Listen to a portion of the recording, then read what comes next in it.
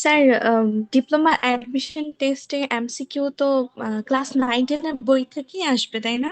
হ্যাঁ, 9-10 এর বই থেকে আসবে, 9-10 এর বাইরে, বইয়ের বাইরে থেকে কিছু আসবে না, ঠিক আছে। অর্থাৎ এসএসসি সিলেবাস, এসএসসি সিলেবাসটা হচ্ছে স্যার, সাধারণত, এসএসসি সিলেবাসটা সাধারণত হচ্ছে ওই 9-10, নবম এবং দশম ভোকেশনাল তোমরা হচ্ছে সাধারণত দুইটা পরীক্ষা দাও তো, এবং হচ্ছে তোমাদের যে মূল বইটা আছে সেটাকে দুই ভাগ করা হয়। তো ওই দুই ভাগ একত্রিত করে হচ্ছে মূলত এসএসসি সিলেবাস। আর তোমাদের হচ্ছে এসএসসি সিলেবাসের বাইরে বলতে তোমাদের যে অ্যাপটিটিউড টেস্ট একটা টপিক আছে না, বা যেটাকে আমরা সাধারণ জ্ঞানও বলতে পারি, ঠিক আছে। তো ওই টপিকে যে 10টা এমসিকিউ থাকবে, সেটা আসলে সাধারণ জ্ঞান তো সাধারণ জ্ঞানই। তো ওইটা আসলে আমাদের এমসিকিউটা বা ওই ধরনের এমসিকিউ গুলো আমাদের হচ্ছে আর কি বইয়ের যে সিলেবাসটা সেটার বাইরে থেকে আসবে। কারণ সাধারণ জ্ঞান তো সাধারণ জ্ঞান, সেটা যে কোনো জায়গা থেকে আসতে পারে। বুঝতে পারছো? জি স্যার। স্যার, তাহলে হচ্ছে যেমন রসায়ন, এটার কোন কোন চ্যাপ্টারটা বেশি পড়তে হবে? হ্যাঁ, এটা একটা বিষয়, ভালো একটা কোশ্চেন করছো।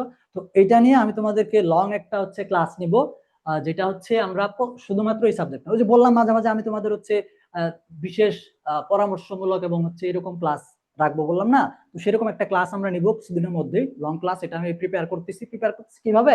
আমাদের ওই 2025 সালের যে পরীক্ষাটা হয়েছিল, ওই পরীক্ষাতে যে 70টা প্রশ্ন আমাদের আসছিল, সেই 70টা প্রশ্নের প্রত্যেকটা প্রশ্নকে আমরা অ্যানালাইসিস করব। যেমন ধরো এখানে রসায়নের জন্য 10টা প্রশ্ন, তাই না? তো এখান থেকে ধরো এই প্রশ্নটা কোন অধ্যায় থেকে আসছে এবং এটা কোন টপিক থেকে আসছে। এটা তো স্বাভাবিকভাবে জৈব যৌগ, যে আমাদের একাদশ অধ্যায় জৈব যৌগ না, ওই জীবাশ্ম জ্বালানি কিংবা জৈব যৌগের যে চ্যাপ্টারটা ছিল, তাই না?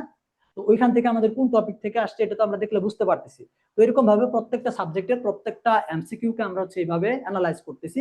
আর কয়েকটা বাকি আছে, বিশেষ করে ওই যে আমাদের অ্যাপটিটিউড টেস্ট জাতীয় যে বিষয়গুলো আছে, এগুলোকে আমরা মিল করানোর চেষ্টা করতেছি, যে এগুলা তোমাদের এসএসসির কোনো অংশে আছে কিনা। যদি থাকে তাহলে সেগুলোকে একত্রিত করে আমরা একটা ক্লাস নিব। তো সেই ক্লাসে আমি থাকবো ইনশাল্লাহ। তো ওই ক্লাসের মধ্যে আমরা আর কি বুঝতে পারবো যে আমাদের রসায়নের মধ্যে কোন কোন চ্যাপ্টার গুলো এবং ওই চ্যাপ্টারের কোন টপিকটা আমাদের জন্য ইম্পর্টেন্ট।